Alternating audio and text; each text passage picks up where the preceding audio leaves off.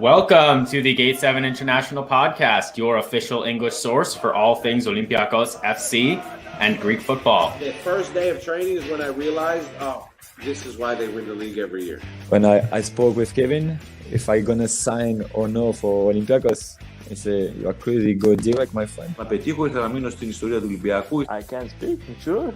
Yeah. Έλα μαλάκα! Σ' αγαπώ πάρα πολύ, Πειραιάς. Είμαι Γάβρος πάντα, όλοι μαζί.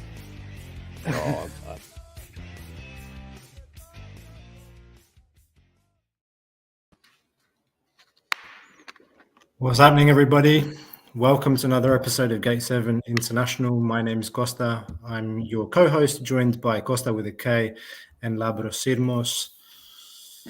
Here we are again, ladies and gentlemen, another derby, another disappointment. It's 3-0 against AEK. Olympiakos still with no wins in a big game this season. That's after 5 years. AEK have beaten us in what was for me an easy victory gifted to them by us. Now, we've got a lot of stuff to get into today. We've even done something a little bit different today.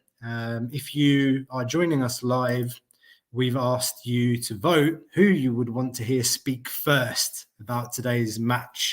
It's up to you to decide. Already, quite a few of you have voted already. Lambro, the people are calling for you. Grumpy old man, some people have called you, but people want to hear what the grumpy old man has to say. But before we talk about the game and the fallout from this 3-0 defeat, yesterday was an important day in the history of this club, and I know that Costa, we all feel very strongly about this, but I know you wanted to take the floor and speak about this before we get into the game. Well, of course, I mean, everyone feels very strongly about this, not just Olympiakos fans. Yesterday marked 42 years since the Gate 7 tragedy. That's February 8, 1981, the biggest tragedy in Greek football, when 21 people tragically died when they went to watch their favorite team in action. And I would like to take this moment to read all of their names. Παναγιώτης Τουμανίδης, Κώστας Κλαβούνης, Ηλίας Παναγούλης, Γεράσιμος Αμίτσης, Γιάννης Κανελόπουλος, Σπύρος Λεωνιδάκης, Γιάννης Σπηλιόπουλος, Νίκος Φίλος, Γιάννης Διαλυνάς, Βασίλης Μάχας, Ευστράτιος Λούπος, Μιχάλης Κωστόπουλος, Ζωγραφούλα Χαϊρατίδου, Σπύρος Ανδριώτης, Κώστας Καρανικόλας, Μιχάλης Μάρκου, Κώστας Μπίλας, Αναστάσιος Πιτσόλης, Αντώνης Κουρουπάκης, Χρήστος Χατζηγεωργίου, Δημήτριος Αδαμόπουλος. 21 people who lost their lives very tragically. We're still waiting for justice. We're still waiting to understand what happened that day. We hope we're going to find out one day. I don't know, with the way things are in Greek football and the way I'm afraid things will always be in Greek football. Αδέρφια ζείτε, εσείς μας οδηγείτε. Bravo, Re Costa. And also to remind people that one of the people that died, I think it was one of the people that died, was an AEK fan as well. Yes. In the old Karaiskaki Stadium. Αιώνια η μνήμη τους. Today they would be very disappointed along with all the fan base. But yeah, it's amazing actually that it's been nearly half a century and it's still so it's the same presence of the club, the families, the fans that go to the remembrance day every single year. And of course, yeah, we hope to never ever see anything like that. But okay, let's get into the game today. I'm going to have a quick look at the poll. For the record, 70% of you have voted for Labro to go first. 69% now, 23% for me, 8% for you, Costa. But okay, I think we have a clear winner. It's rigged. Stop the vote. Anyway, wait. Before let's have a Go look on. at a few comments. Before you can collect your thoughts, Labro. Thank you. So their Profiliga is waiting for Lambo Rage episode. It says we're ready. Costa, John I think Sabukas. Costa, I think we should go. I think you and I should probably just leave or just go mute for the rest of the episode. I think we're covered. This could be the greatest episode ever. Jesus Christ. John Sabukas is joining from Australia. He's even saying, as a treat, we should have Peter back for a Rage episode. I watched the game with Pauk with Peter, and the rage is still alive in Peter. It is strong. Just not on a podcast, but okay. We have more people coming in, but let's get going. Labro, give us your first thought. Can you mute him? yeah, of course I could. Control yourself. Sorry. Okay, guys. Oh, God, there's so much pressure on me. I'm being voted by you, all the fans. To be honest, guys, like, people have been saying, like, Labro, you're always grumpy. Why are you an asshole? Like, James Rodriguez is here. Everything's good, etc., etc. Guys, like, I had this gut feeling that when the big matches came, the signs were there that we were going to crumble, especially in the big games, you know. We lost or we dropped points with Pasiani. Now we drop points with Atromitos. Aris have been so shit this season. They fired Alan Pardew, who's like worse than a coach than Michel, surprisingly. And, you know, like, what do you expect, guys? Like, and I mentioned it too about Doi. Like, he's 19 years old and he's the only one who can be trusted on, like, the defense. He had a super difficult night, and what do you expect, man? Like, he's been playing nonstop. It's just, again, mismanagement. I've been saying it has been over a year it's been over a year since I wrote the article on our site about how fucked up Olympiakos as a club is and how mismanaged the club is. And it's not Pedro Martins, it's not Corberan, it's not even Michel. Michel is the worst of all of them, I think. He's just really mediocre coach. But the fact of the matter is just the club is so disorganized. Like, why is Doi having to play, you know, like, crucial minutes, nonstop minutes? Like, it's fantastic that he's grown into a player, but I'm scared we're going to burn him. Like, there's going to be people in the fan base calling for him to be benched and blah, blah, blah. But we don't have another center back. So who are we going to sign now? We're going to play Cisse or whatnot. I don't know. It's frustrating. I've been reading Twitter. I've been listening to the radio, probably two of my worst habits. But it's just, the fact of the matter is there's no organization within the team. There's no like project there, you know. You like watch this and it's just a mismatch of players and they go play ball, and it's super frustrating because there's some real talent in the team.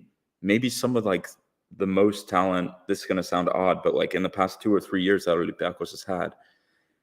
But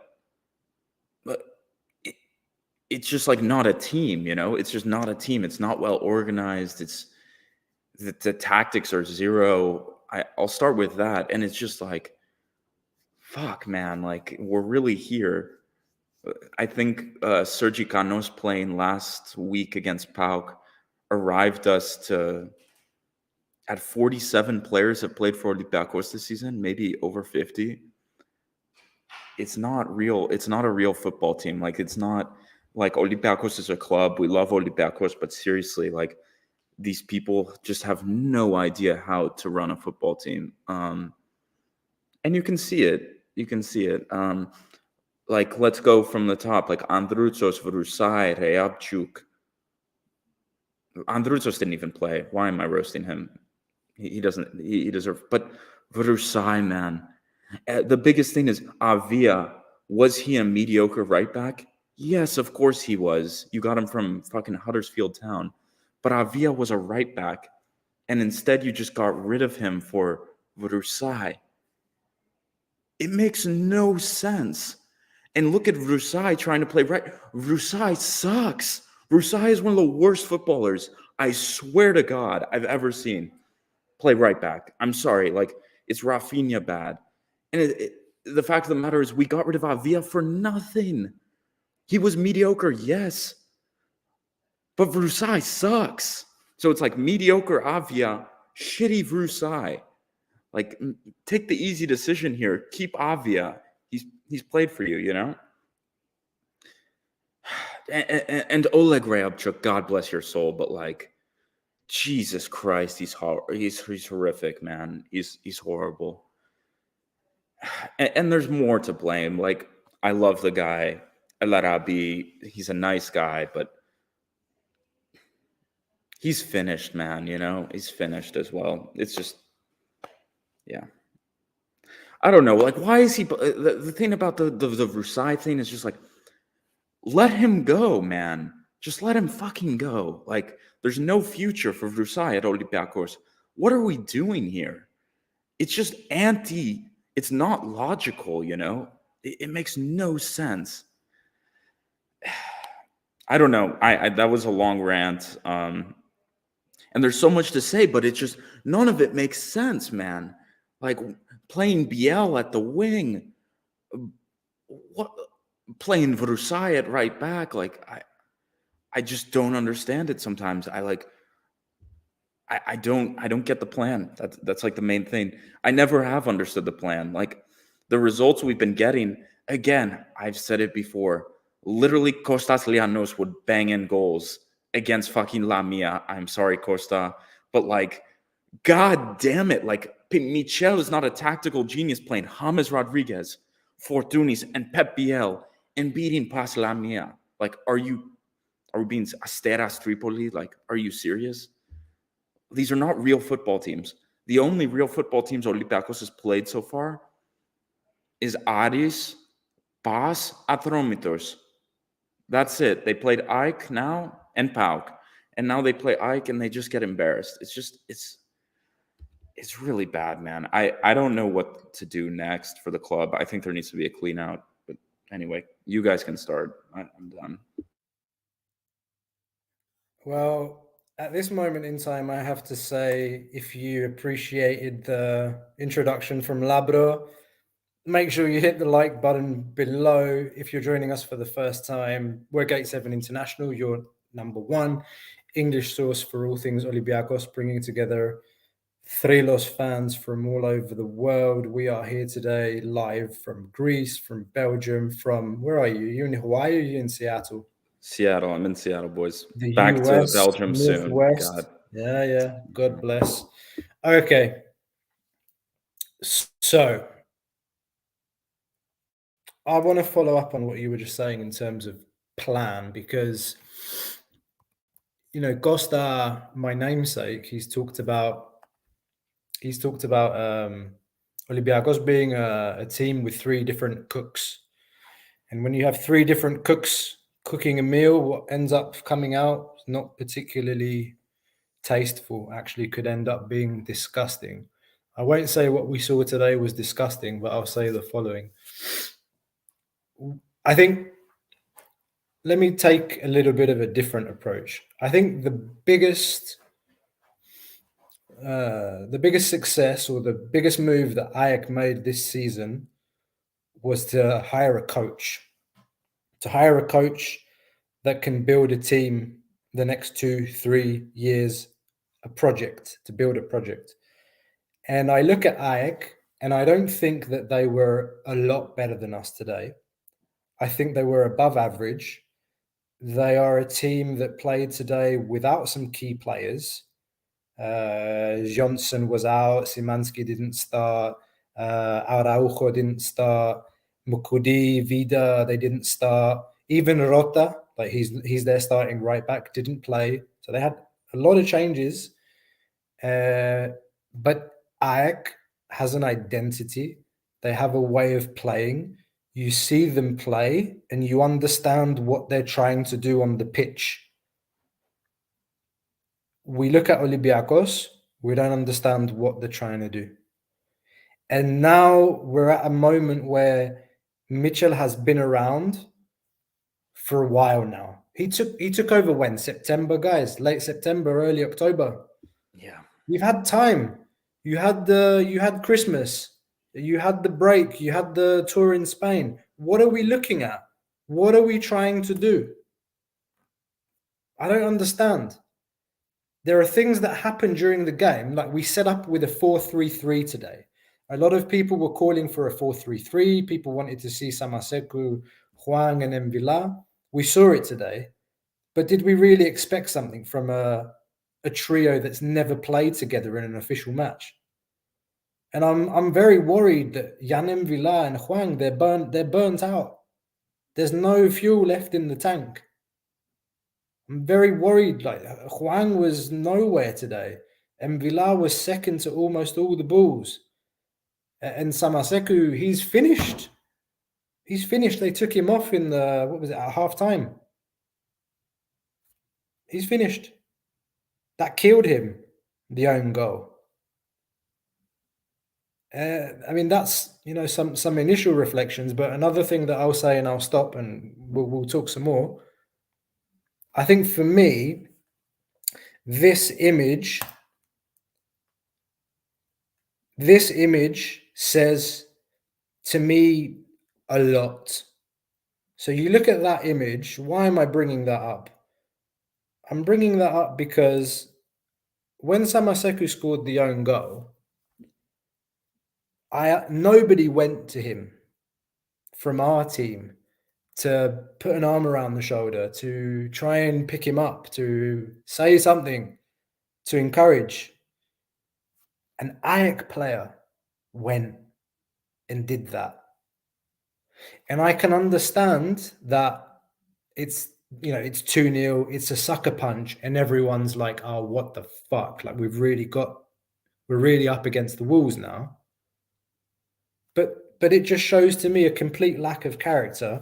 And the last point I'll make about Mitchell is we brought him in because he's a motivator, because he knows the psychology of the team. He's a winner, yeah. We seem to see like a coming together of the team after the Spanish tour. Like we got some wins, we were on a groove, despite the Basque draw. We got some wins, and you saw some camaraderie, some kind of togetherness. But I feel like that's gone because he tried to create a good atmosphere. He tried to put in the most talented players, but he didn't make a plan. He didn't try and build an identity for this team. It's complete short-termism. And now that feel-good factor is gone, following some bad results, or results that, undesired, I worry about what's next. And I'll stop there because we are going to get to a discussion later about Mitchell out, ? Yes or no. Gate 7 already put out a message. I'll stop there, guys. I feel like I ranted long enough. But yeah, Costa, should we look at some comments first, or? Sure, of course. Because I've seen the comments are flowing. They're flooding. Yeah, they're flooding. For a good reason. Yeah, Pineda didn't play. Yeah, today, one of their best players. We've got our friends from Australia, Thrilos Global Podcasts. Our weaknesses got exposed, they say. We are so far off from getting back on track. Mitchell has done a great job this season considering our start, but next year is going to be really tough. Manos is asking, did you just paint your background painting? If you did, that's fucking amazing. If you did, that's incredible, man. That's a wonderful painting. I really like your painting. If you want me to have painted it, then yes, guys, I did paint it. It's a really nice painting. Really nice. What else have we got in the comments? Shall we also? We have someone here who's ready to give his quick statement. Opa. Calm heads. Who won? What's up, guys? Adi, Ari, welcome. I missed Lambro's freak out. It wasn't a freak out, to be honest. No, it was good. You didn't have a freak out. What the hell do we keep you around for? Then? It built up. It was a crescendo. There was a bit of a crescendo, but it wasn't that crazy. I honestly, Costa was like right with me. The only thing I was like, Versailles sucks. Like straight up, like Versailles, Project Versailles, baby. Pedro Martins, right wing back. Let's go. God, come on, man. Versailles, this poor kid. It's below the belt.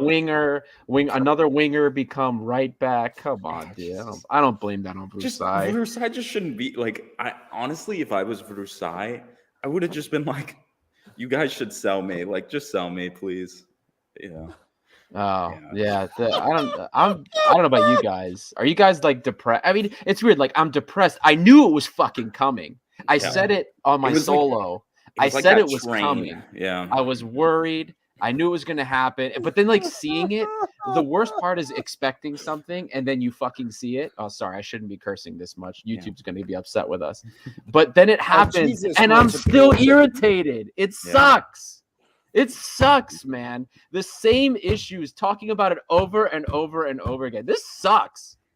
It's dumb. Yeah. It's so stupid. It's like, when like a train is going through and it's like Maccabi Haifa was the first car it hit. And you're like, oh no, there's more cars down the road. And then it's like, boom, Aris, Corberan gone. It's like Freiburg, Nantes. Yeah. And like it just keeps going. And then you got to a point, you're like, oh, I can't see that far. Is there another car? You whip out the binoculars. There's more cars, baby. There's more cars coming. Yeah, but see, this is worse because it's the iceberg. It's the goddamn iceberg. We see it, right? Yeah. And then instead of slowing down to get out of the way, we just sped up and hit it. Like, come on. It's ridiculous. Michel's not stupid. The guy is okay. I don't believe he's stupid, but we've seen the same weaknesses over and over and over. Look again, at the synergy between Ari and Lambro. Better chemistry than our midfield. Yeah. Into my gang. Very good. Very He's good. not wrong. The thing that just irritates me the most is like I have explained, like I've had people in my DMs.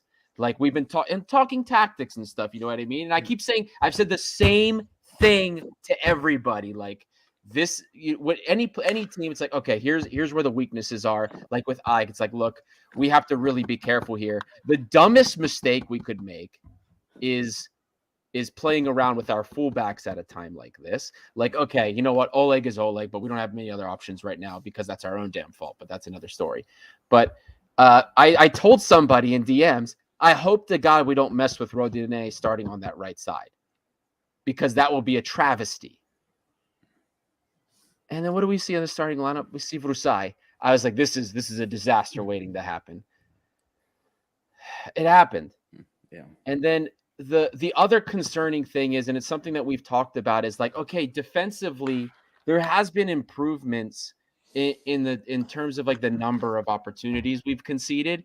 But when we do concede opportunities, the problem has been we always seem to let stuff in at goal, right? And you can see that because like we'll have like, there'll be a few chances on target, but for some reason, everybody has the highest goal efficiency against us. That doesn't make any sense. It shouldn't make any sense, but that tells you that there's a weakness. Paskalakis, I told you guys, one of the second highest prevented goals per 90 minutes under Cuesta, who's having a great season for Addis, all things considered. So that tells you that there's a disconnect somewhere in the defense, right? Sure, we're limiting chances against us, but anything that gets through always seems to be a difficult or a big scoring chance against us. And this has been the same thing for the last few weeks. And even though we were doing well against the smaller teams, we said, when we start getting to these better teams, this could expose us. Addis, we were lucky that we didn't bite it against Addis. They had a couple of opportunities against us.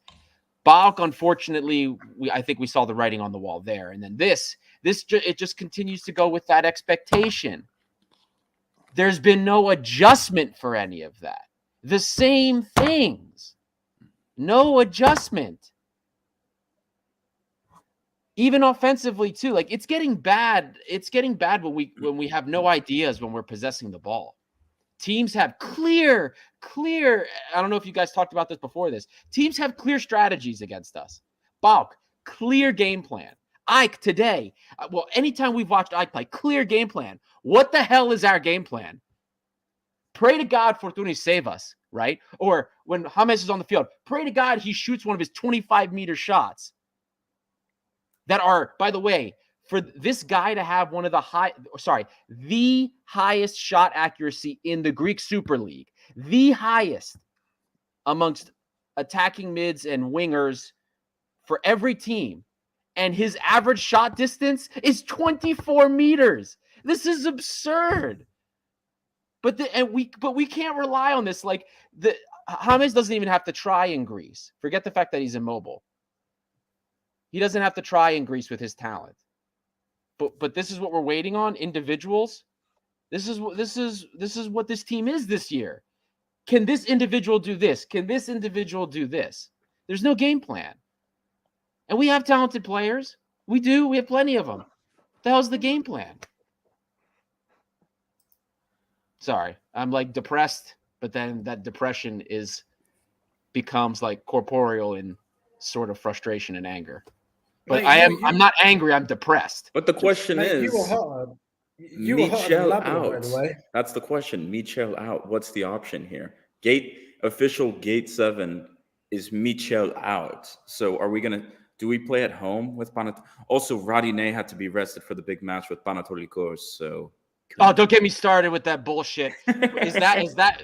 I don't want to. Like, I get that the league is important. Jesus Christ. I get it, but this is Panathinaikos. Come on, man. Let's not outthink ourselves here. And it's not like Michel hasn't done this before.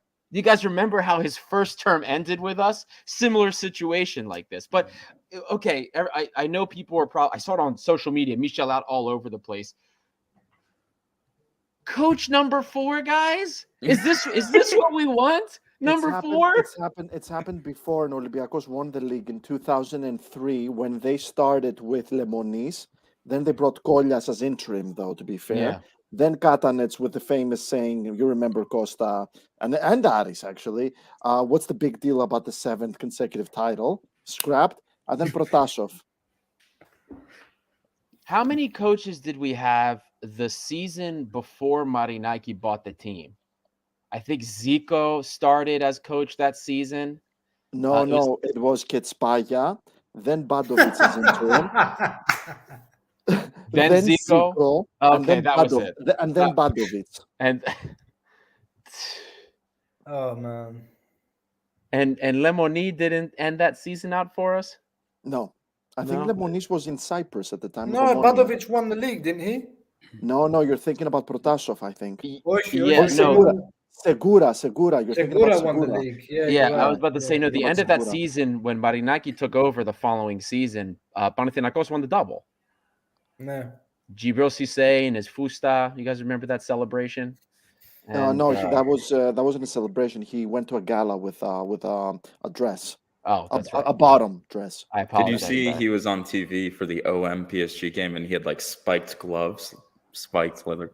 Yeah, I don't hate on Gibril Cisse's fashion sense, but to be fair, But to be fair, guys, like I mean, when we come to the thick of it, I was talking to my namesake. I was talking to Costa during the game, and the reality is, I look. Let's take Olympiakos from 1997 till now. You know, when the Petrina Chronia ended. I look at all the teams that didn't win the league. I look at 2004. That team fought for the title, fought for the double till the very last match day, till the final of the Greek Cup. They fought for it. I look at the 2010 team that finished 5th. They made it to the Champions League last 16, and they won 4 out of 6 derbies before the playoffs, including Panathinaikos. They beat Panathinaikos not once but twice on a year when they won the double and quite comfortably as well. I look at the 2018 team from Besnik Hasi. They made it to the Champions League pretty darn comfortably. They made it to the Champions League. I look at Martins' first year in charge. Big win over AC Milan, big win over AEK, made it to the Europa League last 32, and it was obvious that something was brewing. Like, we remember that PAOK game where Vukovic scored the biggest own goal of the century, and Olympiakos lost after missing 150 chances. But it was obvious that something was brewing there. Like, yes, guys, this is not our year, but you know what? Next year, it's going to be completely different. And it was. And it was. This year, it's a complete nothing. Absolute zero. Or it's February and Olympiakos have yet to win a big game. They've yet to beat a top 4 opponent. They have played a total of 4. They have played a total of. I've lost count already. They played 3. They played their 4. They played their 3 derbies in the first round. They played AEK. They played PAOK. That's 5 derbies. They have conceded 6 goals, and they have only scored twice. I mean, and like you said, Costa, I said on the WhatsApp group, and there was a bit of a disagreement between me and Costa. I was watching Crystal Palace versus Man United, and when Jeffrey Schlupp threw Anthony against the billboards, which was very dangerous, the Man United player snapped, and Casemiro was seen, let's agree, Costa, touching Will Hughes's neck, or having his hands around it. That sounds worse. Just say he choked. Whatever. But the thing is, there was togetherness in there. And tonight, you see Samaseku scoring an own goal. He's depressed. He's on his knees. Nobody goes there to him. Nobody comforts him. Only Gatsinovic from the AEK team that's beaming with unity. It's a complete nothing this season. I'm exhausted personally. There's no chance this team is winning the title. I'm going to save everyone the suspense. Olympiakos are not turning this deficit around, Karaiskaki. No fucking chance. Sorry for swearing. They're not winning the league. And guys, I'm going to say this. I don't think Olympiakos can finish 5th in the playoffs, but I think they're the favorites for 4th place. Yeah. I'm saying this. They're going to battle it with Panathinaikos, I think, for 4th place, probably. That's it. But there's no way. Yeah. I mean, PAOK looks good. They're informed. They look like a real team. They don't play the prettiest, but they have something that we don't. I mean, AEK and PAOK, we can at least say look like teams. We just look like 11 players on the field. That's it. Guys, the thing is that I expect a lot of change in the summer, because the truth is Vangelis Marinakis is being humiliated right now with what's going on with Olympiakos. And you know what? Nottingham Forest, I think they're going to survive. They're not going to be relegated, but it's going to be a close one, I reckon. It's going to be nasty. This relegation scrap is going to be nasty. And if Nottingham Forest screw up and they go under, there's going to be a huge humiliation for Vangelis Marinakis.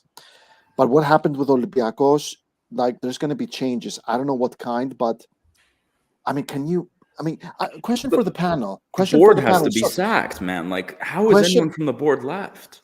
No. Question for the panel. Very quick question. Olympiakos are not going to finish in the top 2. This team cannot finish in the top 2. They don't have the mettle, the identity, the chemistry, the structure, the unity, nothing. Are players like James Rodriguez, like Pep Biel, like Hwang In-beom going to stay at Olympiakos next season if they're not in the Champions League? Question. This is not a rhetorical question. This is an actual question to you guys. Unfortunately, I think they're the first ones to go, because they're going to have anything. They can bring a fee. Pep Biel has not had a great year at Olympiakos, but he'll bring a fee. In-beom Hwang has had a great year. He's going to bring a fee. From there, you think Jan Mvia is probably done. They're not going to re-sign him. El Arabi, they'll try to move on to the Middle East. Bakambu, I don't know. I think he has to stick around because then you only have one striker. So Yeah, but who stays? I mean, how quickly are the replacements going to? Because there's Conference League qualifiers there's as well. Conference League, but There's that as well. Look, And there's it's gonna- there's players that are candidates to say, look, if by some miracle we get second place, I'll make Gate 7 International OnlyFans. You guys can see my titties. We'll do Say that. that again. Say that again. I said I will make a Gate 7 International OnlyFans. If we get second place, at least, Oh, if we can get Jesus. into the top 2 and you guys can see my titties. How about that? No charge, nothing. It'll be free OnlyFans for you guys. Oh, God. That would be because that's how far away I think this is from happening. But the players that stay, the players that are going to stay, it's going to be the usuals. You'll keep your Masurases, right? Maybe Bukhalakis comes back. Bukhalakis maybe refreshed after his loan. refreshed after Turkey. You know what I mean? We'll keep the usuals, but I guarantee, like, first of all, I doubt James was going to stay. If they weren't able to renew him when things seemed like they were going well, I doubt the guy was staying. You know what I mean? I think maybe he'll move on to the next thing. I don't know. I doubt he's going to Nobody stay. in Europe's going to pick him up, man. Yeah. It doesn't. He's Where's played he in. gonna He's go? played He's in gonna go to Asia before. Turkey. He'll He'll go go where to the Turkey. paycheck is. But James or Galatasaray just signed Zaniolo, so I bet they may be out on James. So You don't know what you're missing, Noti. But seriously, like VKD says, who cares though? Who is genuinely staying? The fact of the matter is, like, the season's probably lost, right? Like, that's Lambro, I think I'm having a stroke. yeah. That's not what. Who is our core? He didn't say. Oh, who who cares? cares? Oh my God, I'm losing it. I'm going crazy. Between you and the Greek guy on Instagram, I'm gonna have a full blown aneurysm today. My Who's our nose is core bleeding. though? Our core is, of course, it's Paskalakis, it's Socrates, it's Doi, it's Is Socrates' contract coming up soon? I didn't think he was signed till 2024. who knows, man? Like, and honestly, is Socrates at this point in his career good enough to be the leader of Olympiakos in the back? Yeah. Well, here's the thing. Like, for sure, the core is going to be like, I don't know about Socrates. I don't know how long he's sticking on, but Socrates' contract is up in June. His contract's up. Oh, Yeah. Jesus Christ. It's really a shambles, isn't it? Jeez. not good.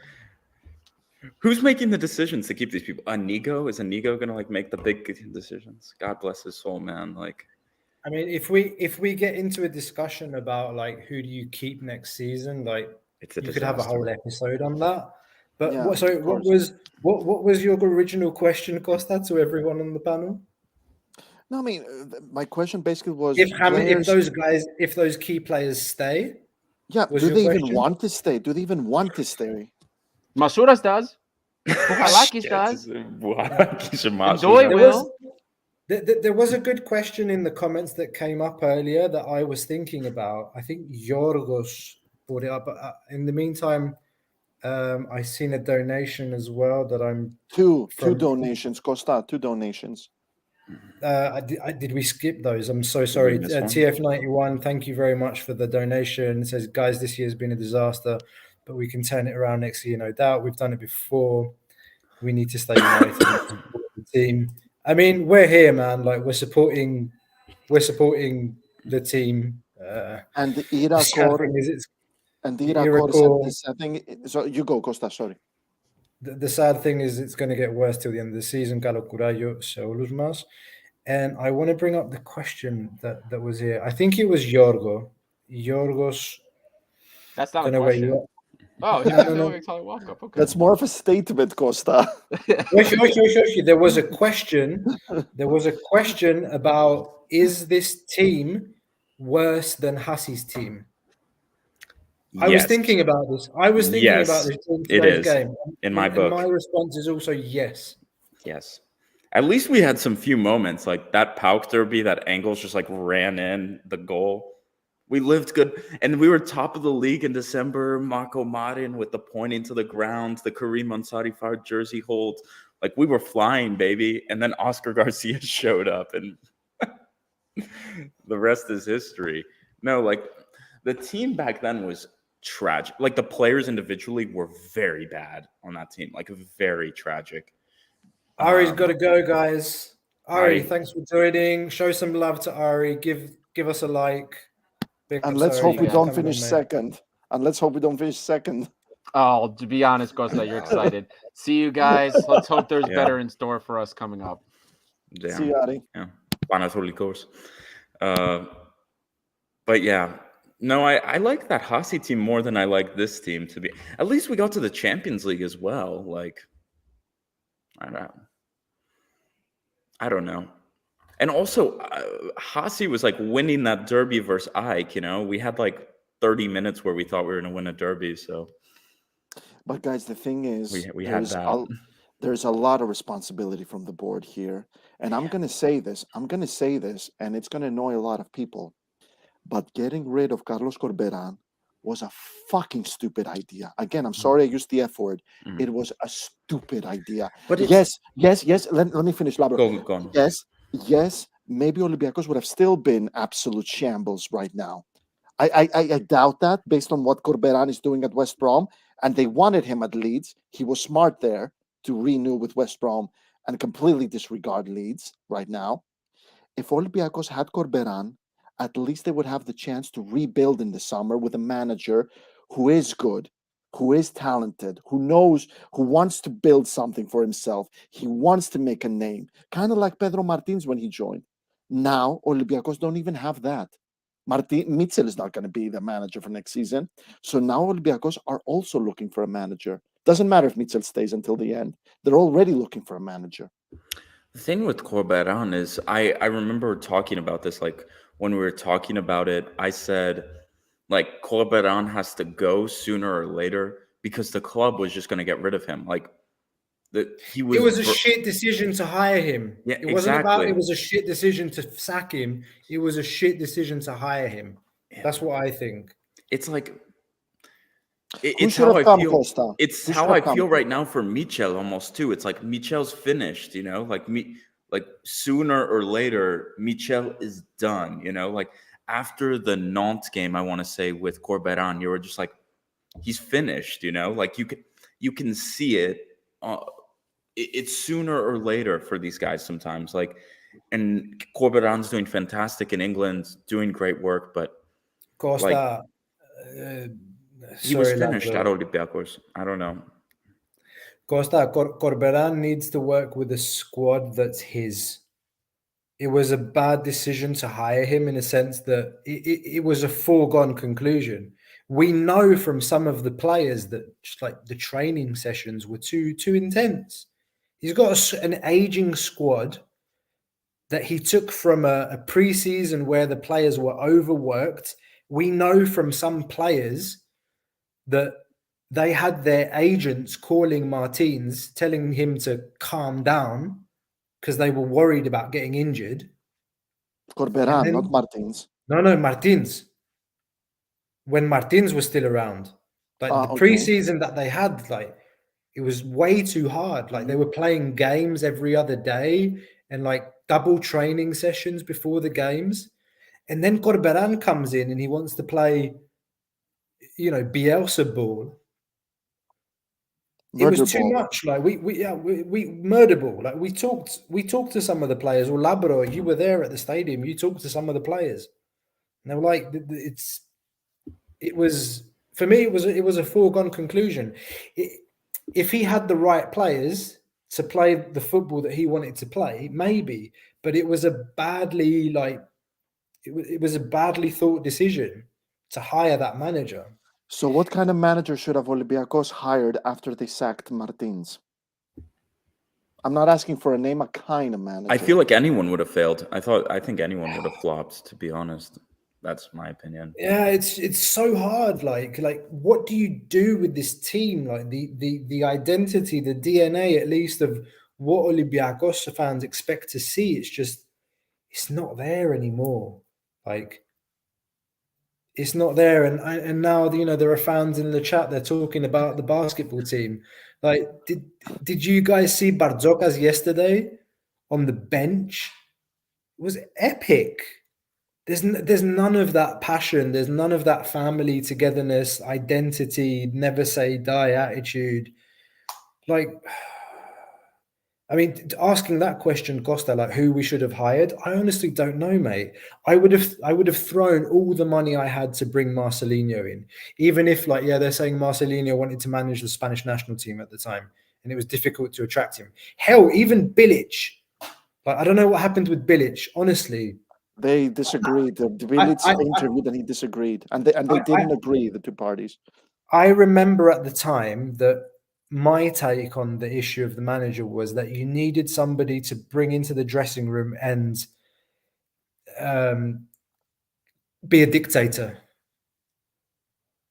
because it would last for a season, perhaps, but it might have brought some results.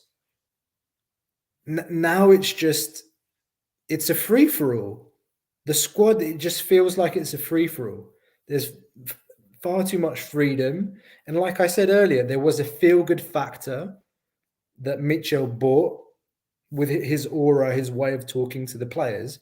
But if there's no tactical plan communicated to the players, if there's no identity, and if the results start to turn bad, today is the kind of a culmination point.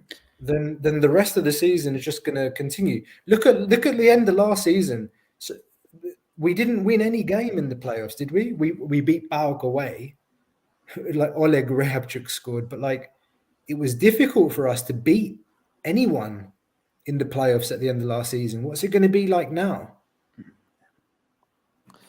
And Olympiakos haven't won a single derby yet. But Yes. also, I want to ask you guys, like, how can we even, okay, Michel, for me, when a coach goes to Getafe and gets fired after 8 games because he lost every single one by like more than 3 goals, he's probably not your man, you know what I mean? But how can you blame the manager when they signed so many shitty players? Like Adi made the list. Like how many people came in July and left in December? It's incredible. You cannot manage. It's not possible. Like Abu Bakar Kamara, Leidner got signed, Zinkernagel got signed, like Kunde, like there's no coach who can manage this. Like it, and now they got rid of so many. This is the crazy thing to me. And they got rid of so many people that now Inbom Hwang, Yan Envia, and Samaseku are like the only midfielders we have in the squad. We only have Rodinei at right back. Ramon, like we saw Ramon. Excuse me, like he cannot play seriously for Olympiakos right now. Oleg's our only left back. Marcelo's still fat. James is physically a bit weak. And you're at the point where you look around and you have to sign Bidici and Canos last second because we had no wingers. They got rid of all of them. So it was crazy. It went from like we have 1 million players to like we have no players in some position. Like we just got rid of all the players. And you look at it and you're like, oh my God, we got rid of Avia, we got rid of Versalco, that's fine. But we do not have a backup right back. We don't have backup midfielders. Kasami, if I speak, I'm in trouble. Like, you know what I mean? Like they did a great job clearing some of these dudes out, but like, oh my God, like if it was my job, I would have a whiteboard with every player's name in each position. And you'd want to have like 1 or 2 backups in each position. You look at Olympiakos and you're like, what the hell? There's like 50 10s. There were 2 wingers. We got Buduci, Bitiki, and Canos last second. You have 2 strikers, aging strikers. You have what? 3 central defenders, if that? It's like, who builds the team? Like, who builds the team first? And then who built the team second? Like, Michel came in and then he made this team too small. It's incredible. Like, like it's just mismanaged. Like, people are saying, like, the management did a good job of getting rid of players. They did do a good job getting rid of, but like, they got rid of too many players. Is that even, I didn't think it was possible. Like, I didn't think it was possible, but like, you look at the team, do you trust Kasami to even play Panatolikos? I do not.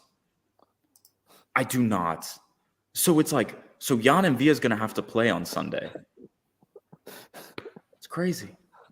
Well, the truth is I do need a haircut, and I've been postponing it for quite a while. I'm soon going to have a holiday though, book. So I'm. Μπορεί να μιλάει για μένα. He might be Όχι, talking για about μένα me. μιλάει, για μένα μιλάει. Γιατί κοίτα τα μαλλιά μου. Κοίτα τα See, look at μαλλιά μου. mine. Look at mine. Όχι, μωρέ, εσύ μια χαρά είσαι. No, Costa with a C. Surely they've learned it by now. Costas with a K, Costas with a C over there. Give them I, this I, one. I don't know. To be honest with you guys, I've been thinking about this. I think we've all agreed. I mean, Aris made it clear as day. Olympiakos cannot finish in the top two positions. Doesn't it make sense to start rebuilding the team now? Like, I mean, bring in a manager who's capable, a manager who can bring, πώς λέμε, Σισπυρώνω, Bring who can, together. I'm looking for a strong word. Motivate, bring the players together, bring the team together, bring the fans together, create a sense of confidence that, you know what, okay, guys, it's not happening this season. We made a lot of mistakes, but you know what? The rebuilding starts now. And I'm talking a big name in here. Like, for example, I'm afraid to bring out names because they're going to be too crazy, like Rafa Benitez. I mean, if you bring Rafa Benitez, James is done. There's no saving you the suspense right there. James is leaving. But a manager that can can bring the team together. You know who's really missing right now, guys. You know what's the problem with Olympiakos in terms of personalities, backstage personnel. Savas Theodoridis. Savas Theodoridis did have his moments, but he always knew how to keep the locker room happy. He always knew how to communicate with the players, and he always knew how to explain to the players, especially the non-Greeks, where they are. You're here to serve the club. You're not here to be served by the club. Savas Theodoridis is being missed right now a lot. But yeah, I just want to say, like, I don't really give a shit about the coach, to be honest, because who the fuck is signing all of these losers? That's the big point, you know? Like, we need, like, I would rather them be like, here's 5 million euros for a big name sports director, you know, rather than the coach, because I'm so tired of some of the players they bring in, you know? Like, I think that's the main problem, right? There's a lack of management of players and selling players, letting players go, bringing players in, fitting profiles, and balancing your roster. That's the big problem at the club. The managers are obviously a key, but that's a lacking part, in my opinion.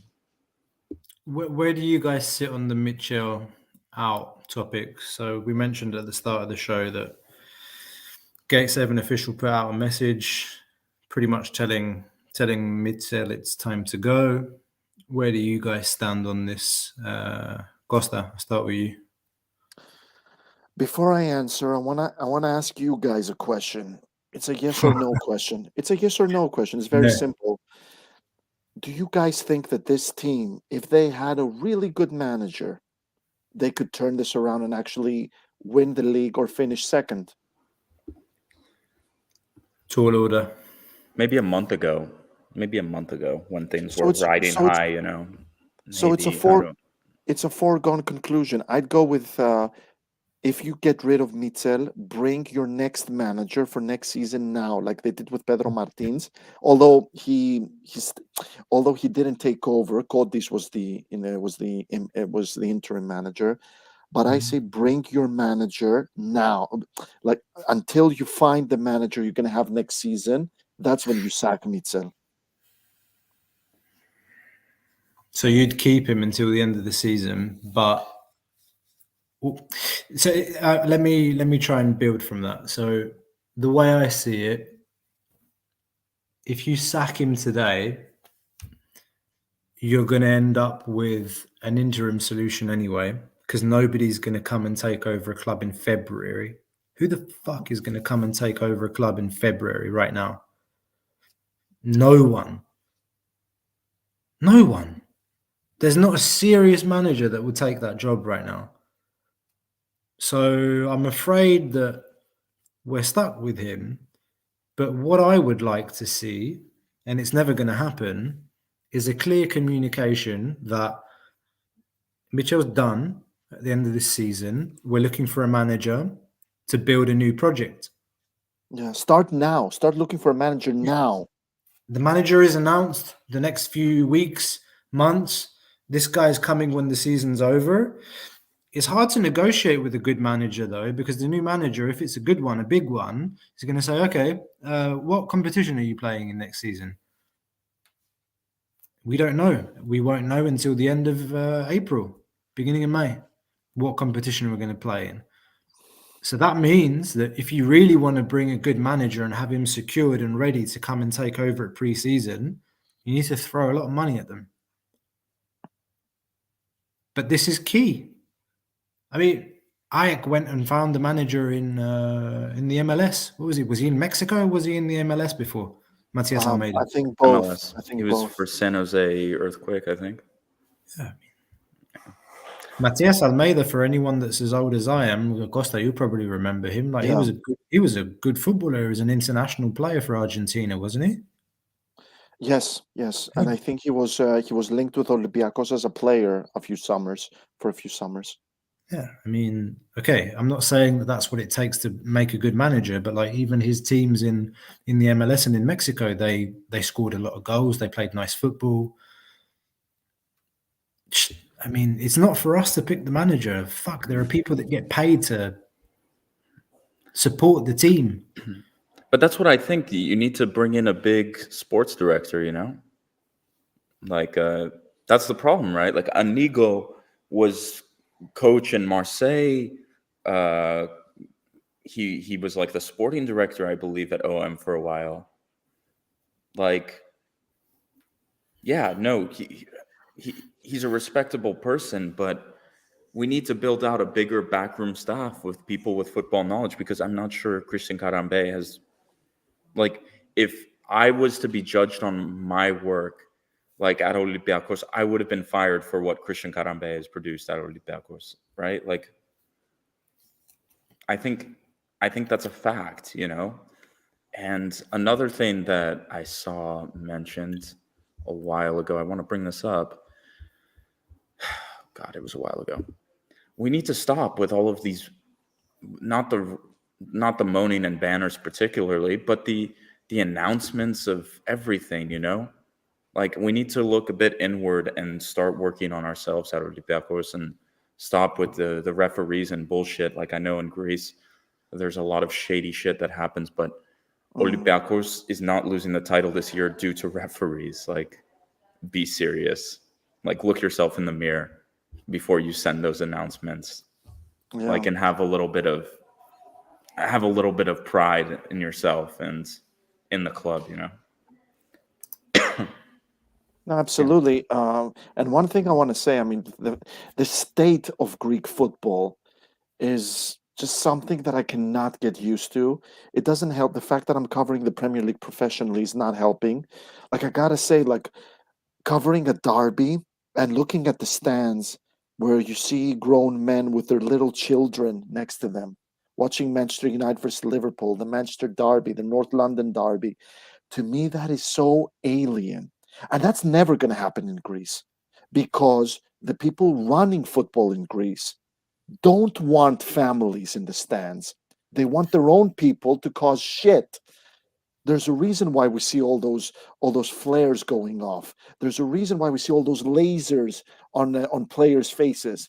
If those in charge wanted to do something about it, there'd be a metal detector everywhere at the stadium. There'd be real security where that shit wouldn't go through. But the reality is, they don't want people like us in the stands. They don't want families. They don't want normal fans. They want their own people as muscle to cause shit.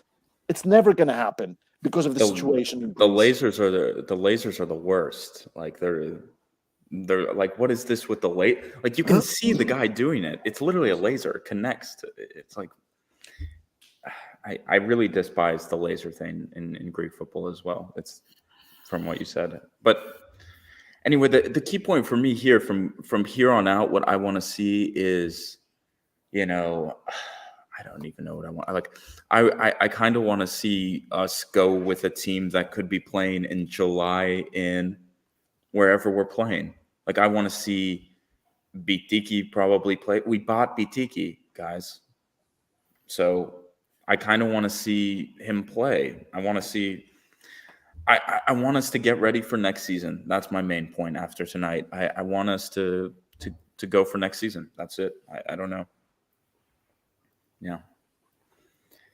Anyway, I'm also done basically about for this season. Guys, we're saving you the suspense. Olympiacos are not winning the title. They're definitely not turning the deficit around at Karaiskaki. They're probably not going to finish second.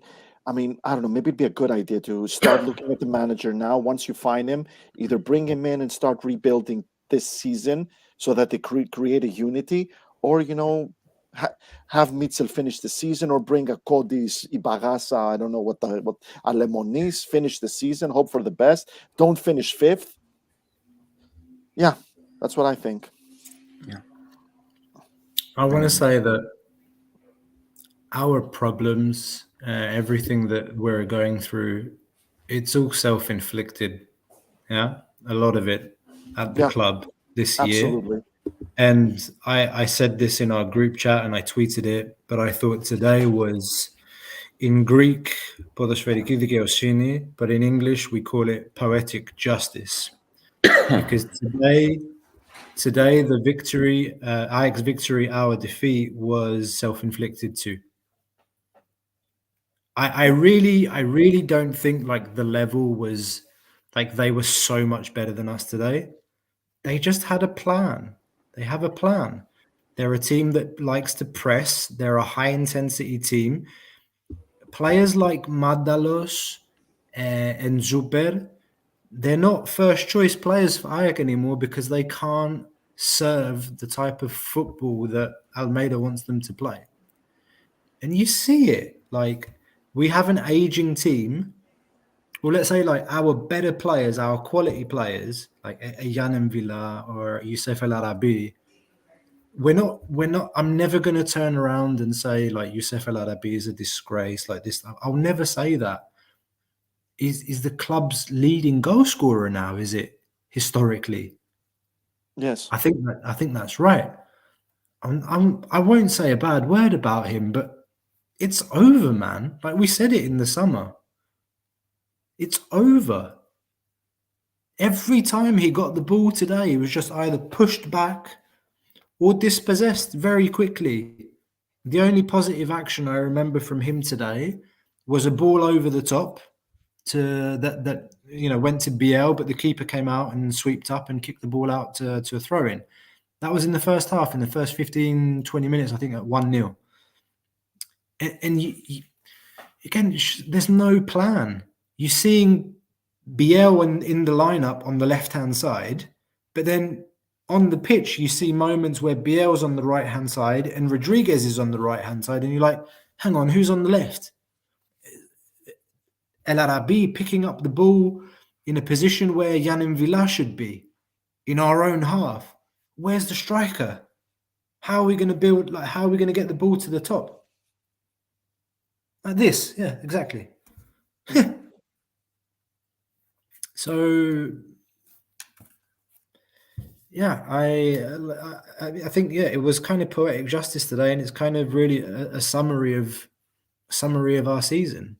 Yeah, today's results said a lot, and before this episode and before this game, I think before the Bout game, we said that the Bout game and the AEK game, they will be a litmus test for where do we go?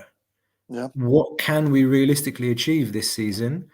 And I'm sorry, but I think I was maybe the more optimistic one here on the show previously, in the sense that I believe that we could still do it.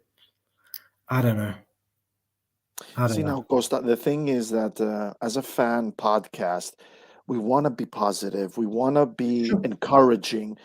We want to show faith. We don't want to be like your average fan where they fly high after a win and they go too low and lose hope after a loss.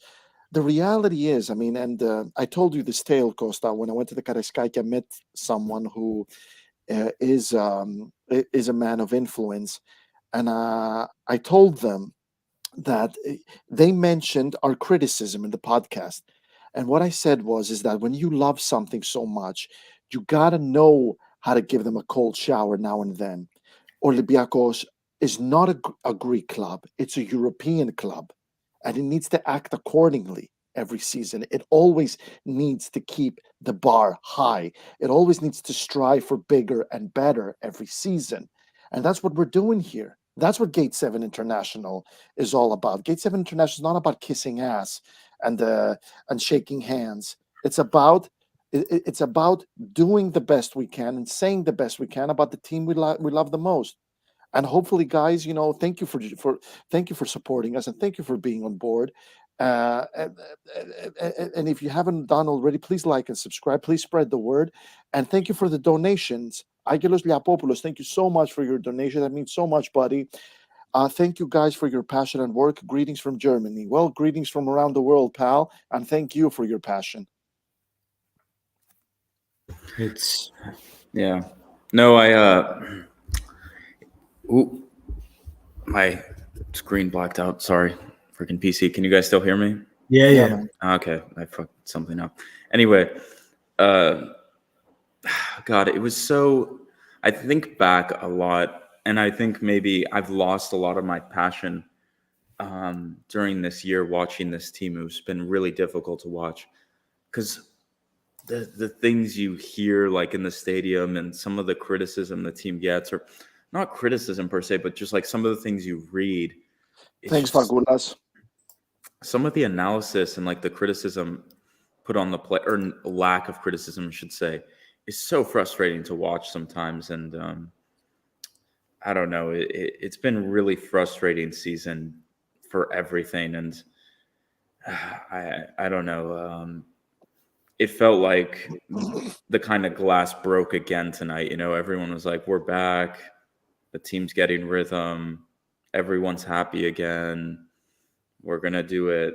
And it's just like, it's over. We want to believe. Everyone wants Everyone to has wanted to believe. And like, I have been trying to believe. Like, I know people call me grumpy and like, why aren't you happy? Like, we just won 2-1 versus Atromitos or something. And I'm just like, because I was waiting for tonight, to be honest. Like, I was waiting for tonight, I knew a night like tonight was coming. Just like, you watch, and it's just like, I think you said it, like poetic justice, like football logic always wins. Like the pitch always wins. And when you watch Olympiakos, you just know. And then I also said, when you watch PAOK and AEK, those are teams playing football, like whether they're good or bad. I was listening actually to someone, I think it was Yorgos Donis, who's like, Greek football is actually significantly shittier than it has been, but it's just that Olympiakos is worse. So everyone's like, oh my God, the championship's so competitive. But like, the football is really just dropped off in my opinion. But we dropped their level. And so the level of the league dropped as well, is my main point. People say, well, AEK is better, whatever, PAOK's better. Are they? I love some of the messages that are coming in. Like, just a quick one to answer a few messages about PPL. I don't know exactly what's wrong with him with his injury, but Greek websites are saying he was taken off because of niggles, enοχλήσεις. That's what I know so far. I think like even Mitchell seemed to say something to him when he came off. He was like, "Get." It's like, what? Like, what happened? And he didn't get a response. And then he was looking at the physio. I can't remember his name now, but he did this with his hands. To Theos. Yeah. He was talking to Theos and the other physio, and he was just doing this to him. So I don't know if he felt like a muscle spasm or something, and he came off. But he looked emotional. He looked drained. Dude, the right back Sidi Bear completely owned him. He was like twice his size. Yeah. Want to see some comments? Yeah. I saw this comment who said he didn't agree. I just brought it up, like, because I was listening to, and it was Donis who brought it up, not like, I don't know, a Greek manager of Olympiakos. It was Donis who brought it up, that the level of Greek football is dropping. It's because our level dropped. I agree. Like AEK is better than they were last season. AEK is better. Yeah. PAOK is kind PAOK of, went to the quarterfinals of the Conference League. Like, it's not like they had a bad year last season. Like quarterfinals of Conference League is not like a low feat in any means. like all those three teams are better than they were last season. Some more than others. It's that we really dropped our level to the rest, like to the average standard of the Greek league, which we were never there. It's like everyone was here and we were here, and now we're maybe like slightly this. below the rest. Yeah. Yeah, we're like there. Yeah, that's a good comment. But Yeah. No, from here on out, what I want to see, I'm not going to say Michel out. Michel is going to leave, one way or the other. It's the same way I felt with Corberan. Like, the cards are stacked against any manager that comes to Olympiakos. Do I think Michel was good for the psychological side of the team? Yes, he has that aura, the way he talks to the media, everyone around the club felt like a lift, like Michel's here. He knows what he's doing. He's seen the big games. He's played against Barcelona, whatever, right? But he brought the lift that Corberan didn't bring. Corberan may have been a very good manager, and I believe he is, but he didn't bring the lift, He didn't walk in and demand the locker room, as Michel, I assume, did. And Michel came with the plan too. He came, he cut the squad, whatever. But it's over now. It's over. Is he going to go now or later? I don't know, but it's over. So now, what does Olympiakos do? I have no idea. Like, do you have any shame to call Takis Lemonis? Like, it's a bit low. Like, you're going to take a guy out of his retirement. I guess he would do it, but like, it's a bit they're embarrassing. not going to sack him. They can't sack Michel. No. They're going to give him the rest of the season, and then we'll wait to be embarrassed at home, and then he'll go. Is what I think. There's a Panathinaikos game coming up on the 24th of February too. 25th. It won't be that. It'll be the first against AEK on March 1st when we play AEK in the return. He'll be finished. Yeah, could be Panathinaikos as well. They don't have the goals. It needs to be like a 3-0 to finish him, I think. So. Well, Olympiacos as well don't have the goals. That's the problem. Of course, that's clear. But it's like the opponent also has to have the goals, and AEK has the goals.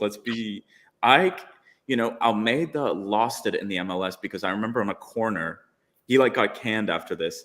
He didn't leave a defender back for a corner. It was like the 30th minute of the game, and he just was like, he loves to attack, man. Almeida he doesn't care. He's like on a corner. He's just like, everyone go. Like, screw it. We're going for the goal. But it's the defense that always got him in trouble, especially in the MLS. I remember reading about this. So he has the goals, and most teams in Greece don't have the goals, if we're being honest. Like, they missed the goal. So, Levi Garcia looked fantastic tonight. Didn't he look good, guys? Can we talk about football? Yeah, he looked good, right? Let's talk about football, guys. I gotta say something, and I would like before we go to Sidibe looks good too.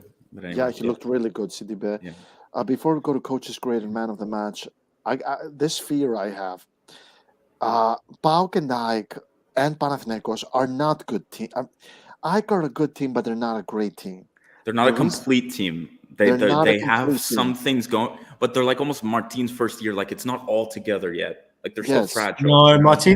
I mean, for the sake of argument, like Martin's team, the first year was much better than what. But I'm not trying to compare this. I'm just trying to say it's not complete. It's not like when what's his name? It's the guy a project. With the big purple head. What was his name? Danos puts all together the rings or whatever. They signed one or two missing. They signed the guy for another 4 or 5 years now. Like it's what I said at the beginning of the show. One of the best things they did is they bought a manager. They brought in a manager to build a project. Yeah. And we're just doing damage control and comms management. This is crisis comms. Bringing in Mitchell was crisis comms. It's almost like I see my job in Olympiakos. I'm like, it's a PR comms job right here. Like, this is not a... Yeah, basically, well, the thing is that the reason why PAOK, AEK, and Panathinaikos have enjoyed so much success this season is because Olympiakos brought it upon themselves with that with a terrible preseason, terrible planning.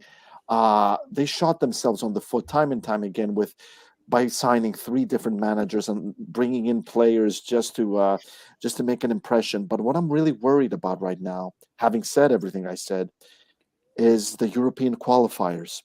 I have zero faith in AEK, Panathinaikos, or PAOK to make it through for any competition this summer, and that could be catastrophic for Greek football.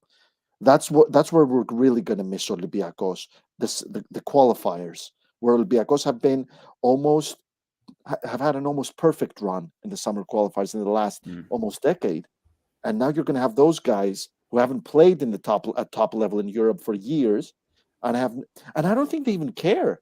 They probably don't even care. They just want to be top dogs in Greece. They don't care about Europe. I think AEK is a good team, man. Like I seriously think if they come first, I think they're going to be coming on momentum. I think they have a decent team. It's just Greek teams are horrific in the qualifiers. Like they cannot. There's something that just doesn't. Not Olympiakos. Not Olympiakos historically, but like most Greek teams are horrific in the summer. Like, can we agree on that? Like, that is one of the worst parts of Greek teams. So, yeah. This is, I mean, Gus is making the point here. We terribly lack athleticism physically. We suck. Yeah. You look at AEK. That's what they do very well. They have athletic players with strength and energy, intensity. Yeah, we don't have that. And we've talked about this on the show before. When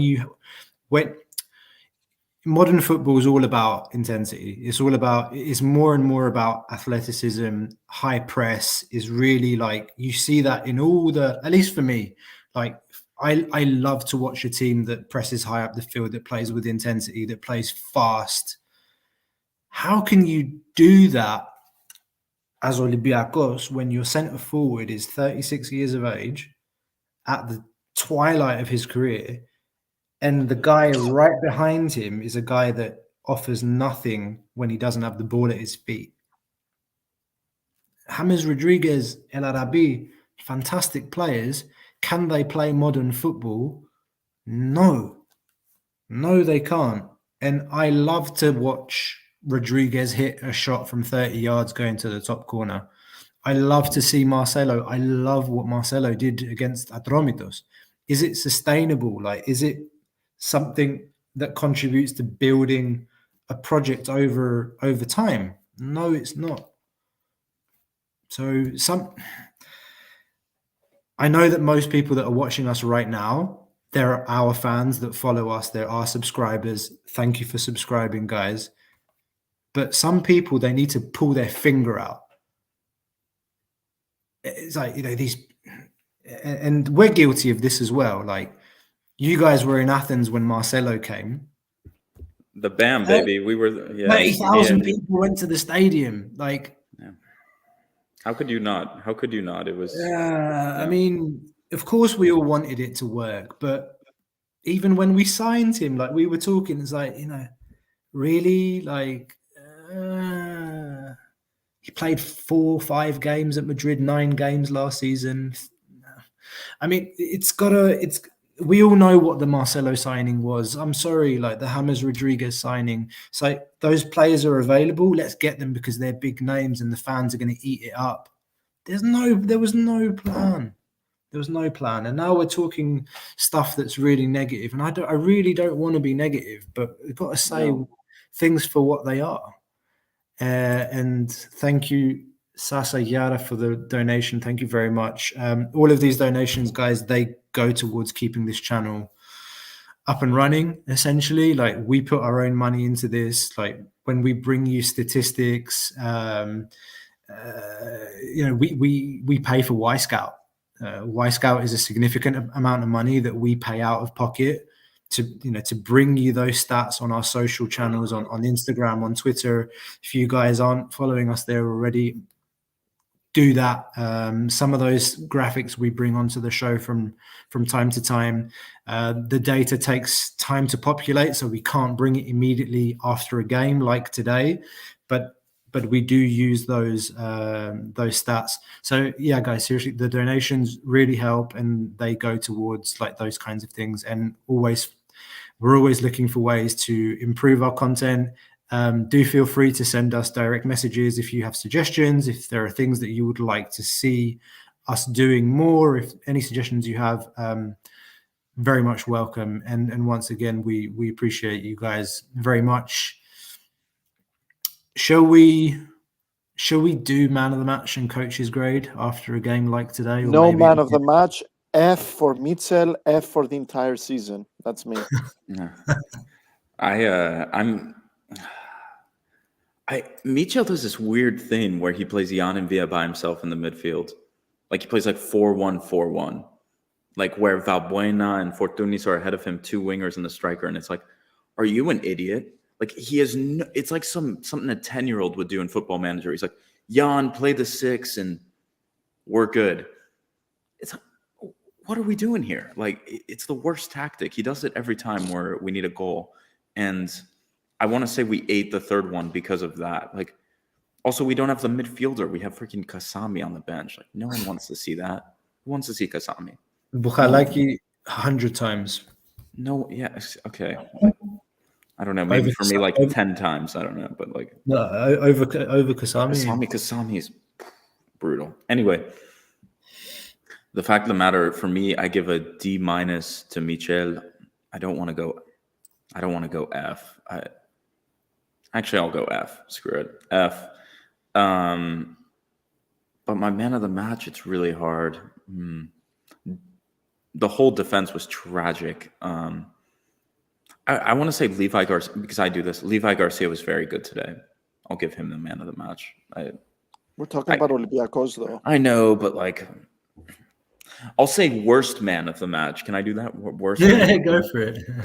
I hate doing this, but Doi was horrible tonight. And it's not going to impact his career. And I really hope he does amazing things. He's done amazing things, but he was horrible tonight. Very difficult night. So when he comes up against players that have pace, it's hard for him. He's not a central defender. It's like he's like on the job learning. Like, are we really? That's why I'm not going into him. But like, if that was Cisse, Olympiakos fans would kill. Like, he would be done. So yeah, but anyway, if there's anything that we've seen from Micho is that he hasn't been too great at managing those difficult situations for players. We saw it with Cisse. We've seen like Cisse's disappeared. Like he's not on the map. I think he was even in the squad today. How is Cisse like even here? Like they didn't let him leave. Like, are you serious? What it's been said and officially is that he's currently dealing with an injury. Yeah, that's Marcelo too.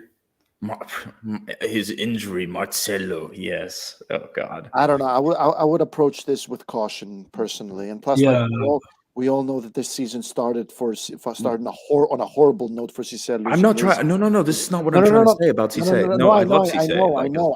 No, you're absolutely right. Like, but like he lost his nephew.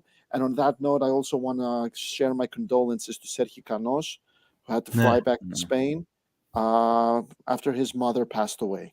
Yeah, condolences to him. That's absolutely condolences to Sergio Canos.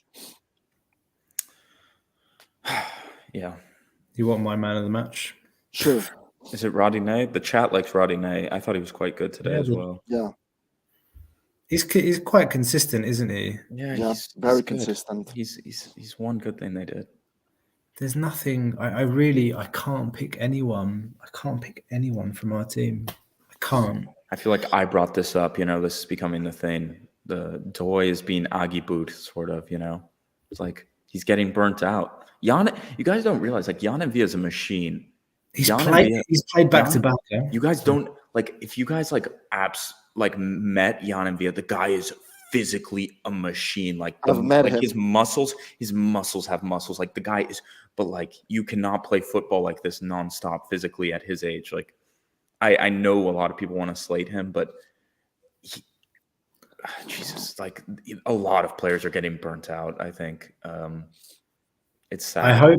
I really hope they don't mismanage the Doi situation, because it would be a real Yeah. shame. That would be a real Yeah. shame if he gets burned. Yeah. But that's one of the risks. That's one of the risks that they've taken here in not signing a centre back, because that's it. Like, I mean, the way that the situation's been managed at the back, you can essentially only count on Socrates and Doi. Cissé's like Pariah been, almost. yeah. Thank you. That word was on the tip of my tongue. I wasn't sure to use it or not, but pretty much. Thank you for saying it for me. And Hussein Ubar, like, Been disappeared as injured for well. months. Like, what? I don't know where he is. Like, So that's it. And then I think they bought Bagaglianis back, and Bagaglianis is with the B team.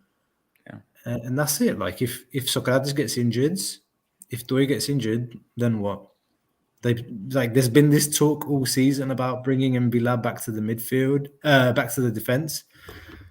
I don't know. We could go on forever and ever. It's like an hour and a half. Yeah. Almost an hour and a half into the show. Coach's grades E, F. Does it really matter? Retsos, G. some people are saying. We signed Retsos. We paid his fee, 850,000 to Verona. Funnily enough, somebody made a comment earlier about even on Football Manager, you wouldn't be able to manage this team. I actually made the mistake and started a Football Manager game, and I can tell you, it's bloody difficult trying to get this Olympiakos team to do anything. But anyway, guys, should we wrap it up? On that happy note, Close it up, Labra. on that note, everyone, thank you so much for listening so far. There's quite a bit of you here on the live. Thank you so much. Hope you enjoyed this depressing evening a bit more with our presence. And if you're listening on audio, I hope you enjoyed it as well. On that note, everyone, if you haven't done so, please like before logging off, before we finish this. And if you're listening on audio, please leave a review. It really helps. And give us a subscribe as well. Thank you to our sponsors, as always, BetUS. If you like to bet and win money, unlike me, bet it there. Piraeus International, if you need to ship anything, make sure to ship it there. And on that note, everyone, I think that's it. So have a great night. And hopefully this weekend we can turn it around with the mighty Panatolikos, one of the biggest teams in Greece. It's going to be an uphill battle, but we're going to give it our all against Panathinaikos legend Nikos Karelis. Let's give it a go, baby. Michel, get the boys going. And yeah, on that note, we're Gate 7 International, by the fans, for the fans. See you next time.